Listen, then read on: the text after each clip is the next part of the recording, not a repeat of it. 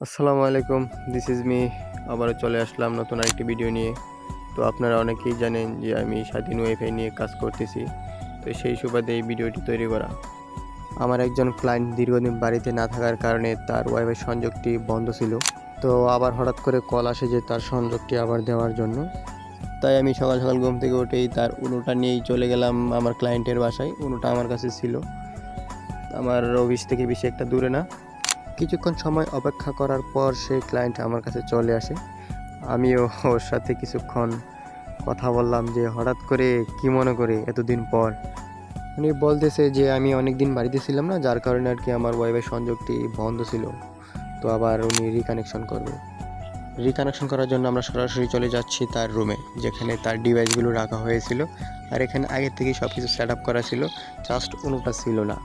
আমার ক্লায়েন্টকে বললাম আপনি সব নিজে নিজে করেন, আমি এখানে একটু বসে বসে দেখি যে কিভাবে কি হয়। আপনি সব কিছু করেন, আমি দেখতেছি।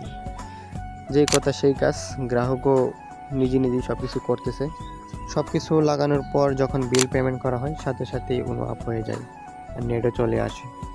ধন্যবাদ, আবারও দেখা হবে নতুন কোনো ভিডিও নিয়ে। ভালো থাকবেন।